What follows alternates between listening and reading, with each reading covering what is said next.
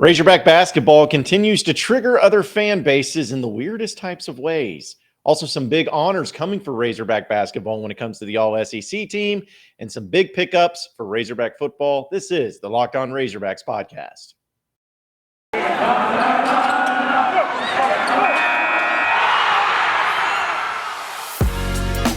You are Locked On Razorbacks, your daily podcast on the Arkansas Razorbacks. Part of the Locked On Podcast Network, your team every day. And welcome into the Locked On Razorbacks podcast. I am your host, John Nabors. I am also the host of Out of Bounds. You can catch every weekday afternoon from 1 to 4 on 103.7 The Buzz and 103.7thebuzz.com. Today's episode of Locked On Razorbacks is brought to you by Run Your Pool. March Madness is here, and Run Your Pool has a better way to create your bracket at runyourpool.com, the premier sports pool hosting service. Hope everybody's having a wonderful Tuesday as we are continuing on to get ready for some Razorback basketball in the SEC tournament and postseason play and conference tournaments and all that fun stuff too. And we'll dive into that as the podcast and everything goes on. It's funny because yesterday's podcast via YouTube actually, I was kind of surprised it didn't get as many watches as I was thinking, because it was going to be talking about Razorback basketball getting ready for March. But I have a feeling that this one probably is going to be increased ever so slightly. At least I hope so, because of a few topics which happened yesterday. So some of you have probably already heard about this, but I wanted to get my thoughts on it because it's part of the Locked On Podcast Network, which Zach Blackerby, who has come on this podcast before and does a great job with the Locked On Auburn podcast. He's a good guy.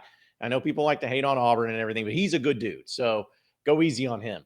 But he had a really interesting interview yesterday, and we can always have interesting interviews to say certain things, and especially when other teams and other players talk about your team and whatnot, it's usually pretty basic. But that didn't happen yesterday because Zach Blackerby was joined by Zep Jasper, who is a guard on Auburn's basketball team. I think he averages 5 points a game, but has played in almost every game this year, but did not play in the Arkansas game in Bud Walton Arena. Well, he was a guest on Locked On Auburn just yesterday, and Zach asked him about teams that he could face again, teams that they lost to, and how they really could kind of look for that revenge in the SEC tournament. And his answer was pretty crazy. Take a listen to this. Yeah, Zep, there's a very real scenario where if you guys win all 3 games that you need to win the tournament, that you will play Florida, you will play Arkansas, and there's a real chance you play Tennessee again. The 3 teams that beat you guys in the regular season. Is that something that you guys want? Do you guys kind of want to force them to say, hey, can you guys do it again? Well, it's a tournament. It's a bracket. Right. We're really not forcing the issue, but we would love to get them back, especially Arkansas. Not really in Florida, but Arkansas.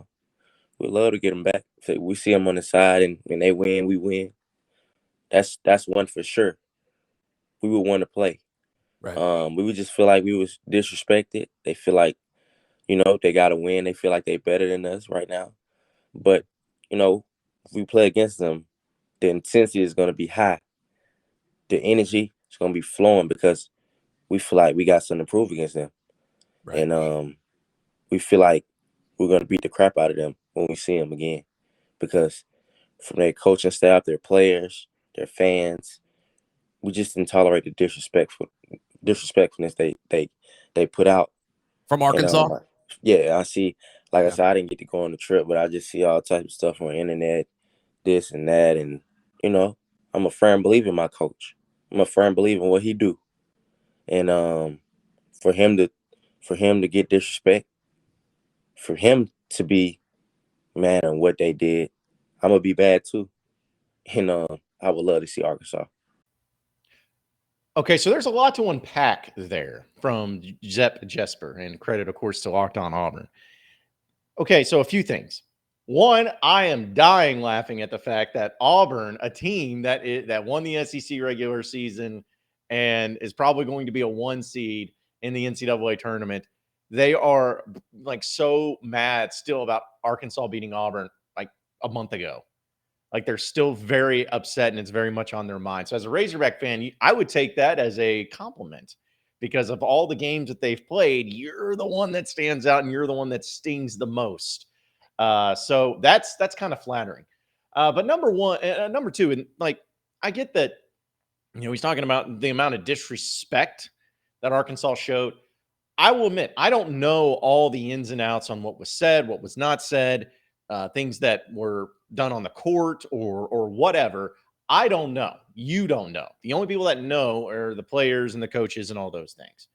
But the only thing that I could really think about, stuff that I've seen, that would be maybe considered as disrespectful, was the Devo Davis dunk at the end, which even if you wanted to make that into some form of disrespect, you probably shouldn't have ran over to him, which I think was Wendell Green or whatever his name is. You probably should have ran over to him for no reason because you knew he was going to dunk it. And then when he came back down, he put his balls on your chin. And then, you're taking that as some form of disrespect because that image, that picture, that video, that everything was circulated, where you became the running joke, where not only did you lose, not only did you take the L, but you took an even bigger L by doing that at the end of the game when there was no reason for it. So if that's the form of disrespect that he's referring to, maybe I could see that, and maybe you're just trying to motivate yourself. But besides this, like, let's be honest about this, Auburn. You danced on the middle of the court. You danced on the Razorback logo at Bud Walton Arena. You did that. And all the Auburn fans and all the Auburn players say, well, we do that every game. We do that every game. We do that every game. Then stop doing it every game, because Tennessee said the same thing. Florida said the same thing. Don't dance on our logo. You have an entire half of the court dedicated to you guys over there practicing and warming up. You can dance and do all your stuff right there in the middle of that half court, right there at the free throw line. Do it there. But you know that it's a bad move. You know that people are going to take it as a form of disrespect. And then you try to play dumb and try to play, well, we do it every game. We do it on our own. Okay, well, it ain't your court. Whatever you do on your court ain't working. Like, I'd say the same thing if Arkansas would dance on the Razorback logo all the time, but in home games, but then go on the road and then do it there, I'd be like, don't do that. People are going to take it as a form of disrespect. So Auburn, you disrespected Arkansas first. You did that. And then, like, people were talking about, well, it's stuff that the students did when the team was walking in from the bus, and they said a lot of things. Well, this just in, fans are going to do mean things to opposing teams that come into their arena. Welcome to SEC play. Welcome to sports. It's going to happen. So for you to say that would be a form of disrespect, have you played basketball before? Do you know what it's like in this conference? It just means more goes a long way, and it means more. Not saying it's right, but it's part of it, because I guarantee you, your Auburn fans, your students, when other teams came in, they probably did the same thing. So I don't want to hear that form of disrespect. Musselman and the players who disrespected you, your players or coaches, and you talk about Bruce Pearl and how you're disrespected. Again, we don't know what was said. We don't know what was done. But, somebody, I saw an Auburn fan was like, well, Muss took his shirt off and was celebrating and dancing around like a fool after they beat Auburn. Bruce Pearl does the same thing. The dude literally is taking his shirt off in celebration too. Okay? So I ain't buying that either. What it sounds like is that Auburn took an L in a way that they hadn't, their first L of the conference season. They got punched in the mouth. They got the crowd storming the court. It was all over social media. Everyone was saying Arkansas is back, baby. They beat Auburn, and they didn't know how to take it. They were so mad. And it just goes to show you once again why Auburn basketball is not a blue blood right now, and is far, far, far, far, far away from becoming some sort of great program, like historically, or even the way they're trending. If you get that upset by something like that, you can tell you haven't been good at basketball for long at all. Like, if you get upset by stuff like that, like, that happens to Kentucky all the time. Happens to Duke, North Carolina, These big-time programs, that type of stuff happens to them all the time. And they don't whine and cry about it and act like they got disrespected. But because you're Auburn, because you've been an absolute and total irrelevant basketball program for pretty much the beginning of time, now that you're starting to have some little success, you believe that everybody's out to get you and that you will not be disrespected. You demand to be treated with respect. Okay, well, respect is not something that matters. It shouldn't be something you care about. If a team storms the court against you, take it as a compliment. All right? Don't try to act like you're being disrespected when you're a number 1 seed in the NCAA tournament. When you win the SEC, no one's disrespecting you. But when you completely and totally play the victim card, as if, everyone's counting you out and everyone's doubting you and being disrespectful to you because they storm the court against you when they win, like, are you that stupid? Do you not know how basketball works? Do you not know what it's like to be good in basketball? Because apparently you don't. And Razorback fans, I'm speaking to us too, like people who grew up as Razorback fans. We are, in my opinion, the second best basketball program in the SEC. Now, people will say Florida because the most recent championships, I get it. But like I've said before, I feel like to be considered one of those programs or a top-tier program, you have to be more so of a program, not more so of just a coach. Florida had Billy Donovan. Great. That's awesome. Arkansas has had 2 Hall of Fame coaches. And with Muss right now, if he plays his cards right and keeps going up, who knows? Maybe he'll be 1 too. But they got at least 2. Kentucky has a ton. And really, Arkansas is the only other job in the SEC that's had that type of success where they had 2 Hall of Fame coaches. So either way, that's just my opinion on the matter. But still, even Arkansas fans, if the court got rushed against them, they're not going to talk about being disrespected. Now, some will because you're always going to find crazies. But the players aren't going to. The players aren't going to be like, man, they disrespected us. I can't wait to play them again. It's just so freaking me out, man. I want to beat them so bad. They disrespected our coach. Well, how? Their coach took their shirt off. Ooh, call the police. Arrest the man. How dare he? I just crack up. I crack up at all of this. This is so dumb. Like, get over yourselves, Auburn. It'll be okay. You're the best team in the SEC. And honestly, if Arkansas faces you again in the SEC tournament, you'll probably win. You're a better team. You're supposed to win. Arkansas is a really good team too. But without Audisi Tony especially, you should beat Arkansas. Great. Go out and do it. But to act like that Arkansas did something so horrific to you, like, what did they do? It sounds like you're just being kind of a whiny little baby about everything too. So, but that's what happens when you're a program that's been to 10 NCAA tournaments in your entire franchise or program or whatever. Ooh, you guys got a lot to learn. Let me tell you that. I do love March Madness, though, and this is part of it, even though it's not technically part of the madness when it comes to postseason. But we've already seen some buzzer beaters, some games, all that stuff. And I love all the brackets. But the thing is I can't remember the last time I actually won some of these brackets. So I'm hedging my bets this year.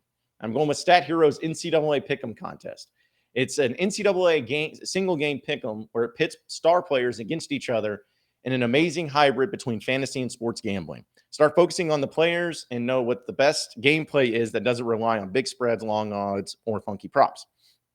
They simply post the set of players for you to take on with the set of players you choose, and Stat Hero is the easiest and fastest way to get on your sports action fix. The simple, sleek gameplay will have you playing in minutes, and that's what fantasy really is meant to be.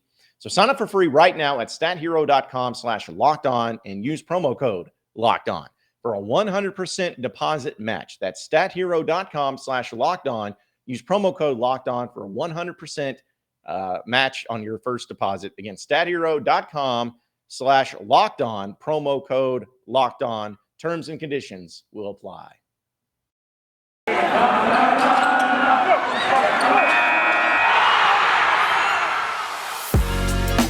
You are Locked On Razorbacks, your daily podcast on the Arkansas Razorbacks, part of the Locked On Podcast Network, your team every day. All right, so you got some more accolades coming in for Razorback basketball, and I wanted to give a shout out to these individual players and actually to the SEC because you got it right. You got it right. I still think, though, full disclosure, it's dumb that the SEC is able to put forth 8, or in this case, 9 players on the all SEC first team. That is stupid. No other sport does that. It should be 5 and 5. 5 on the first team, 5 on the second team. You know why? Because you can't have more than 5 players out on the court. That's how I think it should be. I don't mind it if it's like 7, just because sometimes those players come off the bench and they play a significant role too. But 9 players on the SEC first team is absurd. Like, that's pretty much having 2 teams on the first team. Like, I don't like that. But either way, I like it this year especially because J.D. Notae and Jaylin Williams were voted first team all SEC by the league's coaches. And also Jaylin Williams added in the SEC all defensive team honors. And of course, the conference announced this today. Now, here's the coolest stat about it all. Notae and Williams are the first pair of Razorbacks to be selected to the coaches all SEC first team since Scotty Thurman and Corliss Williamson accomplished the feat in the 94 and 95 seasons. Pretty good company to keep. It's also apparently Todd Day and Lee Mayberry were named first team all SEC by the AP in 92, and both were named the coaches all SEC team, 1 team, 11 members. So good for them. Like, I'm so glad that they got this right. And I'm so glad that they got the honors that they deserve, because I think JD Notae should have been all defensive team too, because I think his defense was vastly underrated and something that was, especially with his steals and everything, he was really good at. But hey, I'll take first team for both of these players because they absolutely deserve it. And it's amazing to think too that in the SEC, where it's a conference that has so much star power and has been so good, especially with the top 4 teams, and top 4 teams all have a realistic chance of making the Final Four, for Arkansas to have 2 of those members on that first team is big. It's huge. And I just think that the way that Arkansas has played the games this year, and the way that Notae and Williams especially have been able to continue on and do the things that they've been doing, has been huge as well. So I'm just glad that they got honored for it. I'm glad that they actually got the credit that they deserve. That being said, though, it's like, I want the expectation to continue. Like, now, it even more so where it's like, okay, you got 2 of the best players in the SEC on one team, and you also have some other really good players that maybe not been all SEC, but could have been perfectly capable of being into the mix too, depending on what game it is and what night it is. Like, you have all the pieces, you have all the makings, like you have all the talent to be able to be that team that can make it to the NCAA tournament, or make a run into the NCAA tournament. Like, I firmly believe that. And I also believe that if Arkansas can get the most out of these 2 guys, especially in postseason play, then that's going to come down to them. Like, Arkansas's always had this thing where in previous years, they only go as far as these particular players went. Like last year, Moses Moody and Justin Smith were kind of the guys that, not saying other guys couldn't step up, but those were the 2 solid rock guys that you could count on every game to go get theirs. Previous year, it was Mason Jones and Isaiah Joe, kind of the same thing. The year before that was Daniel Gafford and Mason Jones. The year before that, Jalen Barford and Daryl Macon. A couple of years before that, it was Moses Kingsley. I kept wanting to say Moses Moody, Moses Kingsley, and Dusty Hannas was part of that too. Bobby Portis and Michael Qualls. Like, it seemed like you've always had these duos of guys that you had to rely on and count on to be able to have the high level success that you needed to have. But considering that this is the first time that you've had first team all SEC guys from your duo that you need to count on since 1995, I think it just goes to show you just how elite these players are. Like, all the players I just mentioned were really good players. Macon and Barford are really good. Dusty and Moses were really good. Moses Moody and Justin Smith were really good. Qualls and Portis, we know that they were really good. In fact, I think Qualls was second team that year and Portis was first team, if I'm not mistaken. But either way, since this is the first time that you've had both get all SEC, it just shows you where they're at and how great they've been, and how, if they continue to build upon their performances so far this year, it's got to make you feel like you got a real good chance and a real legitimate chance of making the Final Four. I don't think JD Notae comes back next year, though. I know he's eligible to. I know that if he wanted to, he could, but I don't think he is. And I'm not saying he's going to go NBA. I don't think he's going to be drafted, but I don't think that he's going to be around next season. I think he may try his hand at the G League or overseas or whatever. He's going to play basketball professionally somewhere, and that's fine. Good for him. I'm going to be all on board for him going on because of the recruiting class Arkansas has coming in next year. That's going to be so guard heavy. I understand if he wants to leave, and I think Razorback fans need to understand that too and be completely fine with it. Jaylin Williams is the interesting one because I still don't think he leaves. I still think he wants to stay at least one more year at Arkansas. And I think because he's an Arkansas kid, it maybe means a little bit more to him. But if I had a gun to my head right now, I would say Jaylin Williams comes back.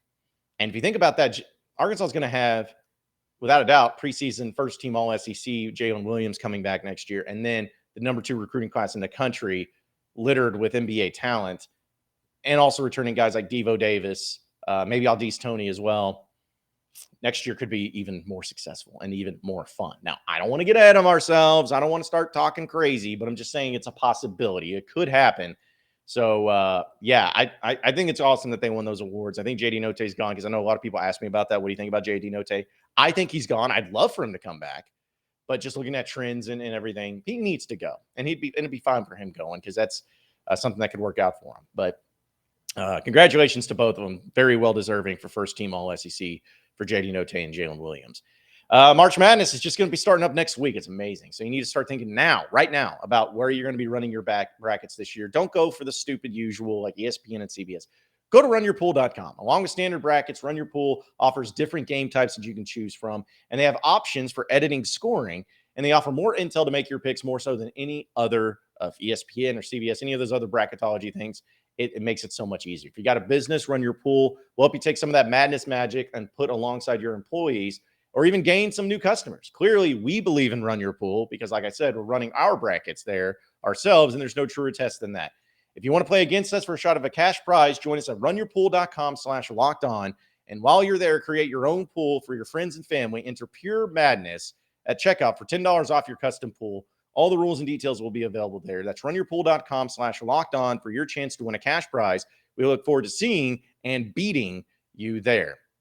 And also, folks, we know football's over, but basketball's still going strong.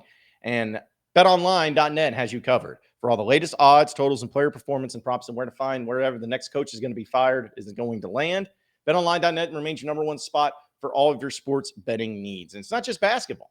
BetOnline.net is your source for hockey, boxing, and UFC, right down to the Olympic coverage and information. So head to the website today or use your mobile device to learn more about the trends and actions at betonline.net, where the game starts. You